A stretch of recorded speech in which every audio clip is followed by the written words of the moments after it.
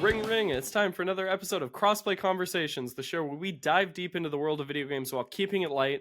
I'm your host, Luke Lewis. Today I'm joined by my three co-hosts. First up, we have the Wii U Wonder Kid coming off of a very hot, very exciting video game trivia panel. It's Jacob McCourt. Hello, let's talk about Xbox. Wahoo! That's the wrong... Can I actually show off something that I wore specifically for this? So I'm rocking Sure. a brand new Shopify Rebellion Halo collaboration that's got this Halo man on the front. What the heck? And then it's got a sick tour info on the back. What the heck? That's kind of sick. Yeah. That's cool. I like That is that. Stuff you can only see on YouTube. Make sure to subscribe. Hell yeah. I also have an Xbox Oh, I hat. love We're that. very branded today, ready to go. I should have like an Xbox controller around here, but I don't. So I'm sorry. That voice you heard is our third co-host, the Sneaker Savant, and the Engaged one, Joseph Hooper. What's up, everybody? I'm just gonna show off this little monkey right here. This MailChimp monkey. Look at his butt. Look at his butt. There you go, everybody. And of course, we also have my wife, Claire Humber, Hey, / Claire Lewis. I didn't know you were supposed to bring swag. You're wearing a green shirt. That's pretty Xboxy. There you Pretty go. Xboxy. There you go. Amazing. Totally planned. Well, amidst all the PAX West fun, Jacob and Joseph, you two went to a very special off-site event hosted by Xbox. Tell us about it. Give us the vibe. Then we'll jump into all these games you played. How was it? Yeah, Jacob? super thankful that we were invited to this event to check out 6 upcoming Xbox games. Made our way out to, sorry, I'm not from the area. Was it Bellevue or Richmond that we went Redmond? to? Redmond. Neither. Neither. Yes. Neither From Bellevue starting or off- Richmond. Xbox forgives. He's from Canada. It's okay. He Yeah. got there. Yeah. I know where Xbox Canada is. Yes, it's not, yes. It's not there anyway. Checked out a bunch of games. Got to check out the ROG Xbox Ally X as well. So yeah, super down to super excited to chat about those games. Hoop and I even dabbed in front of the Microsoft sign, We which did. I felt like that was illegal, but we did it anyway. We did it. It's on the internet, and eventually somebody will come for us for that photo, Uh-huh. but not today. So far, so good. You know, that was Yeah. like a week ago. We seem to be fine. So Mm-hmm. cool. But y'all played a bunch of games on some varying hardware platforms. Do we want to start at did. the top of this list with the big one that is now out for folks as of this recording? You can play it at your home. Yeah, this is an interesting one because I think the big draw for this was Hollow Knight's Silksong will be playable. When we first heard that we were gonna go to this Xbox event, we were like, no way, we're actually gonna play Silksong. Granted, this was before the release date was announced. Yeah. So it was like, Quickly, wait, yeah. it was crazy. Shortly after, like, we started to confirm things, then it was like, okay, it's coming out September 4th. We're like, okay, the game is going to be out like a couple days after we play it. That's fine. I think the big part of this was playing it on the ROG Xbox Ally, which was very interesting. I'm curious what Jacob's thoughts were, but the hardware, in my opinion, was fine. It felt fine. It felt like a handheld. I think people who like the ROG will like this. People who like, those other kind of like handhelds in that like range will be happy about this. It also has a touch screen, so it's pretty run of the mill. The only difference is I felt like the back paddles on this one were not very noticeable to me. Like, it almost felt like there was nothing there, whereas like when I play my Steam Deck, I'm always kind of feeling those buttons on the back. Mhm. Other than that, everything felt pretty run of the mill. I was very disappointed that I couldn't play around with the Xbox software. I know why it wasn't there, because it wasn't really like a ROG demo. So I couldn't see what the actual Xbox OS looked like. That's the thing I'm most interested about, and I want to see how that rolls out over the next year. But overall, seems like a cool handheld. Ran Hollow Knight well, but I don't know if that's a great benchmark. Yeah, I'm a Steam Deck boy, so this is my first time grabbing an ROG handheld, and so obviously, like you did, Hoop, I went immediately to the software settings to see like, can I play around? The answer was you could see the Armory crate, which is standard on ROG Ally handhelds, which it was nice to be able to switch really quickly between like performance modes and more like hardcore modes, because that's something that you really have to like go into the settings for Steam Deck for. But like you, I appreciated the hardware. It's a 120 hertz LCD screen. I have my 8-bit do Xbox controller, so it's got that little micro switch that clicks like that on the top for the bumpers, which I love. The grips themselves on the sides felt really good. Ergonomically, like really pleased with it. The thing that really surprised me was the buttons on the face buttons. They weren't like bubbled like most Xbox controllers. They were more flat. But it ran Hollow Knight really well. I'm not a Hollow Knight sicko, so honestly, I spent more time like actually like looking at the hardware and like touching it and grabbing it and seeing how it felt. But yeah, without seeing what the hardware or rather what the software is.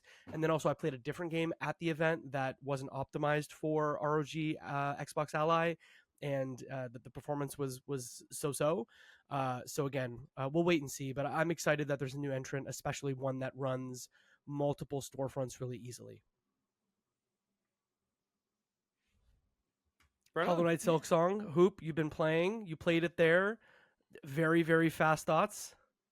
No, no, no. I'm saving my Great. thoughts. I'm saving my thoughts for a bigger episode. Great. Awesome. Then should we talk I'll quickly talk about High on Life 2, which I played. Because I don't think that's the only one that you did not play. Sequel from Correct. Squanch. The thing with this one is they have more voice actors coming to it, in addition to the ones that are in the main the first game. Big surprise in the actual demo itself. Rafe Fiennes is one of the bosses that is voiced in the game, which is wild and Not rad. something on the What bingo the hell? card. That's interesting. Yeah, not on the bingo card, but and then you have a skateboard, which makes your traversal even easier. And I always get worried about first person traversal with anything on wheels, but it felt really good. I just like not a huge High on Life fan. I would want to have more guns, more weapons in a demo. We only had a couple of weapons to switch between. But this is one that maybe told me it's time to go and play High on Life 1, which I would imagine is on Game Pass. Okay. It is, as someone who played High on Life 1, it didn't hit for me, but I'm interested to see if the sequel kind of elevates it in any way. It's a funny shtick, but after the opening couple hours, I did not want to continue playing personally, but Yeah, I think for me, like, I actually enjoyed the comedy quite a bit, like up until I stopped playing. But for me, it was just the gameplay was like a little too monotonous in terms of like, okay, I get this. And also the movement, there was something about the movement that just made me sick after playing for like an hour or so. So I couldn't really play for long periods. I was like, I kind of get this. And then other games started coming out. So I'll try High on Life too. Will I finish it? We'll see. the added gameplay bits you're mentioning, like the skateboard and stuff, though, sound fun. So excited to see how they switch it up. Continuing down this list, tell me about Invincible. Hoop, I feel like you're a secret fighting game guy, and I want I to hear saw your it in thoughts on action. this one. Okay, amazing. It's not secret. So- It's boy oh boy. It's secret No. in a sense that it doesn't come up a ton on the show, but I know it's happening behind the scenes. You know what I mean? Yeah, I mean, I would call myself like the king of casuals. Like I'm still Okay. like anybody that actually plays fighting games as like that actually really likes them. I'll get washed by anybody. But Invincible Versus I thought was incredible. As somebody who just does dabble in fighting games here or there, I believe we had like 6 or 7 characters at our disposal to like mix and match. The matches were 3 characters on each side, so you tag in different characters, similar to like Marvel vs. Capcom or any like tag fighting game. I really enjoyed it.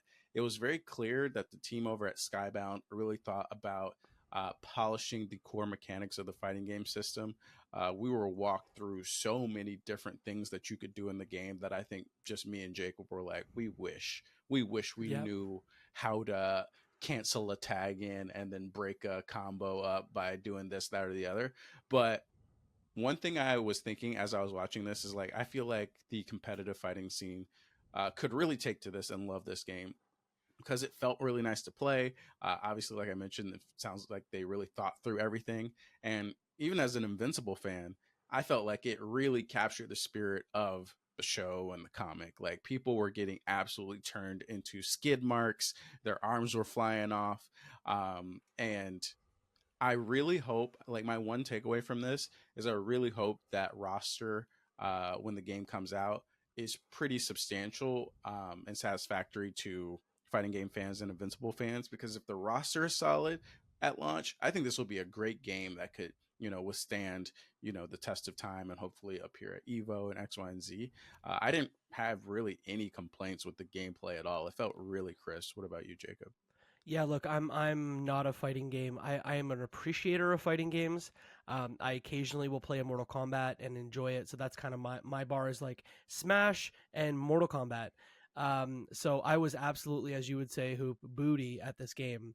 But at one point, you and Mike, who is the executive producer of the game, like got into it where he was just showing you some of the combos and the way that you can jump in and do swaps and impressed at a couple of things. Graphically, I think it looks great. The way that you can transition with, and this is common in maybe a couple of other fighting games, but how you can just like hit someone into a different stage was rad. that, And then yeah. I wasn't expecting the gore. And again, I'm not an Invincible viewer, and so you're probably like, yes, that's just the program. But at a certain point, you can just engage in a combo when someone's low on life, and it absolutely brutally murders that person. So it was cool to see. I'm familiar with the show, but it's cool to see them take the essence of the show and sort of build it into the game experience. You could tell these folks were, when we were talking to Mike, he was super passionate about this, and that team did keep me honest here. Hoop KI season 1. Yeah. And so like there's a pedigree there that just clearly okay. shows. Nice. And one more thing before we switch out, I want to make a note that this is one of those games where button mashing is somewhat allowed. Where like you think about your classic fighting games, your Street Fighters, your Mortal Kombats, and it is very combo focused, and you really do have to know a character's move set to be able to use them properly. This is a little more Smash Brothers esque, where you have like your standard heavy, light, medium attack, and you have like the A button on the Xbox controller. You can kind of use that as kind of like a Smash type special button, where if you just use the A button, you can use like 3 different specials essentially. So like there is a pretty friendly like onboarding process in terms of like fighting game mechanics. You don't have to immediately start studying a character to feel like you're doing anything. So I know that's like a big, make or break for a lot of people with certain fighting games. So putting that out there. Yeah, that sounds super encouraging. I love Invincible, and I feel like I am the casualist of casual fighting game fans, so definitely intrigued to check it out. Yeah. Next up, probably the one I'm most excited to hear about, Super Meat Boy 3D, which I popped off for big when it was revealed at SGF. How is it? What did you get to play? How much did you see? So it was a timed 10-minute demo. So it's basically like, how far can you get in this 10-minute period? The developer on this one is Sluggerfly. They did a game called Hell Pie, which if you go look on Steam and see the trailer, you can literally see the pedigree. You're like, oh, Yeah. much like the Fabraz, developing Bubsy 4D, which we're talking about in our coverage. This is very much like they took a thing that worked and then put an IP on it that fit. And let me tell you, like I was pretty impressed by it. I went in with pretty low expectations, and I would say, given that I had those low expectations, it kind of over delivered on those. I think it's really hard to replicate what that game did in 2D into 3D. Just because of the simplicity and how tight and rad the game felt to play. But for a 3D version of this, I think they did pretty well. I don't know, Hoop, if you kind of felt the same way. So I'm in the middle. Okay. Because one, I think the rhythm of the game is pretty solid, where I was kind of like crushing levels at the beginning, and it was kind of like that high of like, I just got to keep going. Because like the levels are pretty short, at least in the beginning. So you'll crush it in like 7-8 seconds or maybe not 7-8 seconds, but like 15-20 seconds, and you'll be like, oh, that was awesome. And then like the difficulty slowly ramps up, and they're introducing all these different abilities, and you're like, okay, I can kind of see how this is going to work, and I can see how this could be pretty addicting. I thought that the transition to 3D wasn't like a perfect transition Mhm. because there were some things with the jump that felt a little floaty to me. Like I haven't played a ton of Super Meat Boy, but I think the combination of a slightly floaty jump and a different camera perspective on some of the jumps and some of the areas kind of made it frustrating where like I thought I was landing in one place but I'm like floating and landing in a different place because of like what the perspective seems like. So that kind of pissed me off. And I think like with these games, I think the goal should always be like, hey, that was on me. I have to get better and do it better the next time on the run. In this one, it was kind of like 50-50, where it was like, I can tell that I need to, get better on this little part of the level. But also I was like, this kind of felt a little floaty. I couldn't really see here. So, and this was primarily evident on like the very last level that I got to, which was probably one of the tougher culminations of everything I played. So I think people will like it. It will absolutely trigger me. There will be no way I get through this game and keep my sanity. So I don't even know if it's if it's worth me trying to beat this game. But I'll play it. And as a Game Pass game, this is definitely one where you'll sit down for an hour and you'll know if you want to play the whole thing or people who love to beat themselves down will absolutely love this game. Absolutely, yeah. Nice, that's awesome. I think it's pretty. I don't want to say impossible, but it's to your point. It doesn't have the precision of the 2D Meat Boy, but I don't know if that's possible because that game is like pretty damn perfect. The first one, and this one does not. This one does not hit that. But I was still surprised at how well it converted the formula to 3D.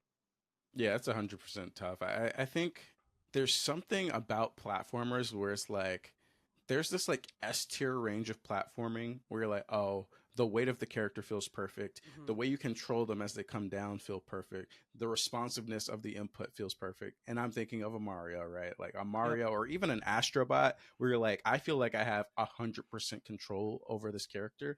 Super Meat Boy felt more like a 90% control over this character type thing, or maybe an 85%. And that like 10-15%, when you're really trying to do that pixel per platforming, like makes a big difference. But I think people are going to love it all the same if you enjoyed the first one. Nice. Did you get a sense from the demo? Are there going to be like online leaderboards? Are we going to go back and forth neon white style, comparing level times, or That'd be kind of crazy. I don't know. okay? Did you see anything like that? Like they were definitely No. tracking like Fair enough. times and stuff like that, but I don't know how that's going to integrate into everything. Totally fair. Nice. Well, I'm excited. Next up is a game I know very little about, to be honest. I'm excited to hear your thoughts. There Are No Ghosts at the Grand, developed by Friday Sunday. Hoop, I don't know how you feel, but this was my game of the show here. Really? Yeah. This was Ooh. fantastic. Yeah, absolutely. Okay, so You wanna kick us elevator off here? pitch. What the heck is this game? Man, so really tough to explain, but essentially, you play as a character who has inherited a down on its luck English hotel, and you have 30 days to turn the business around, which means this game is part, kind of like a power wash simulator, but instead you have like four different tools that will allow you to place furniture, sandblast walls, do painting, etc.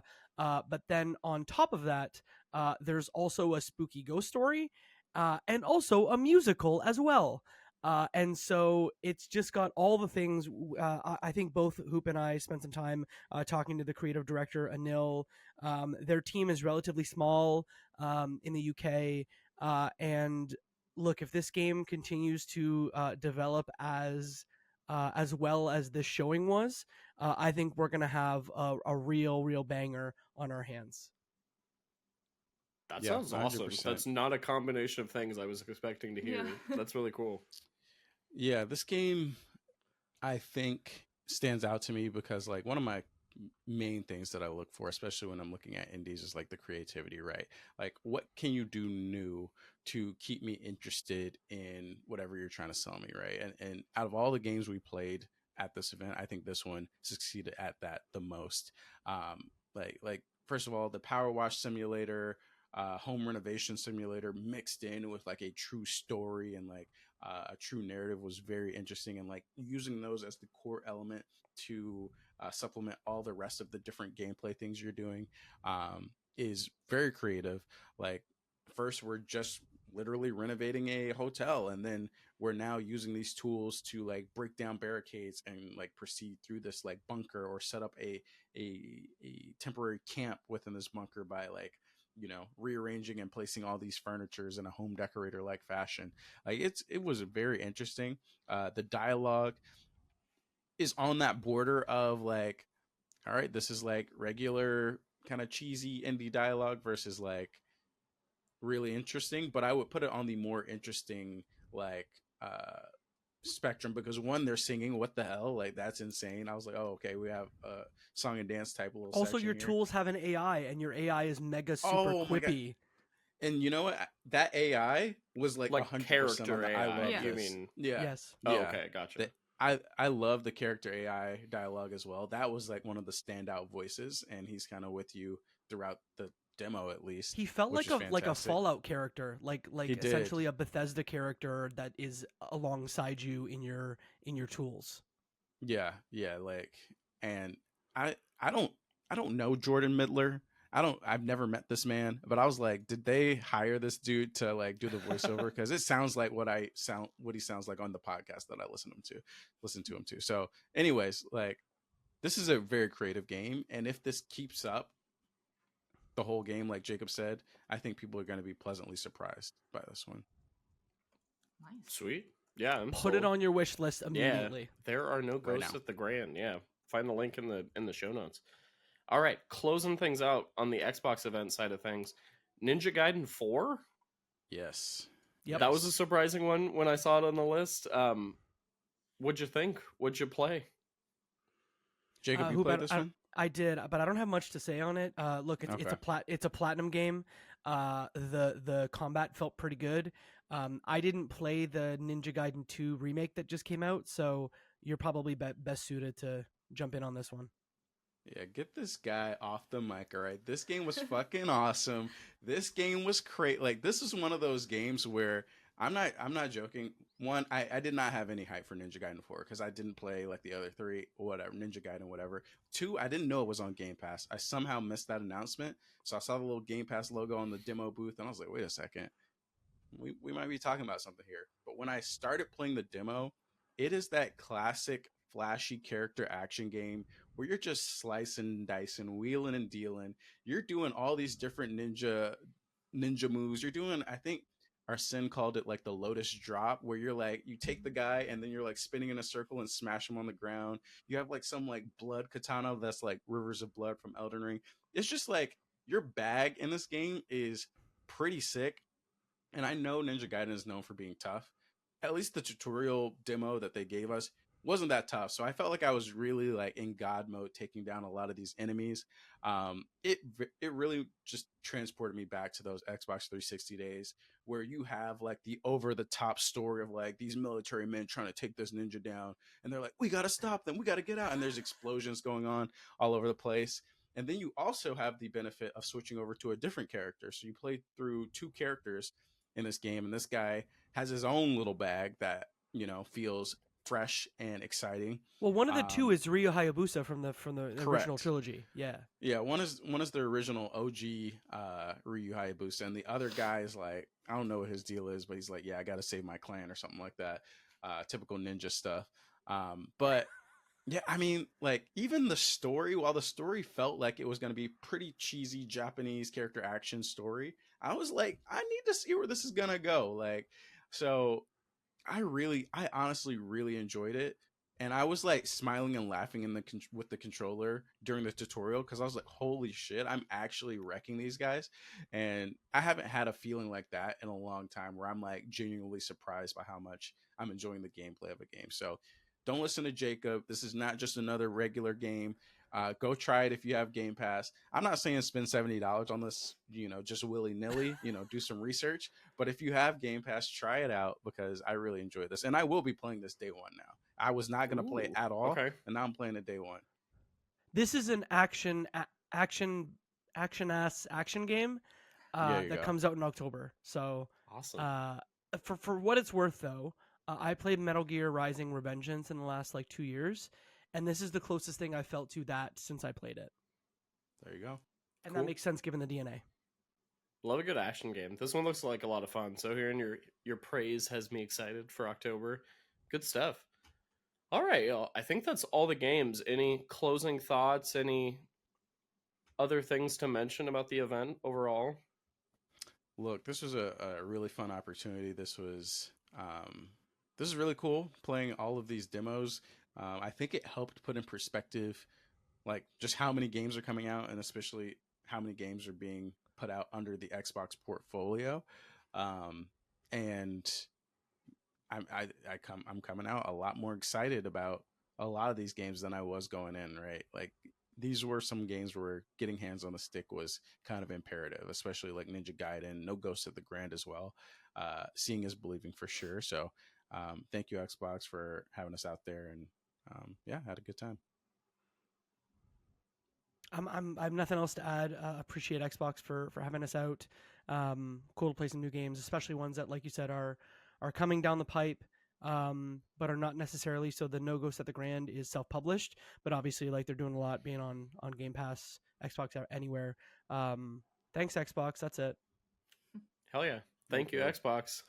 And with that, we're setting our status to away until next time. Before then, you can do 4 things for us. Give us a follow on BlueSky at Crossplay Convos. Subscribe to us on YouTube. Send this podcast to a friend because that's how people hear about podcasts. And of course, give us a review on your podcasting platform of choice because it really, really does help. And with that, go play Silksong. It's out right now. Do it. Bye, everyone. Do it.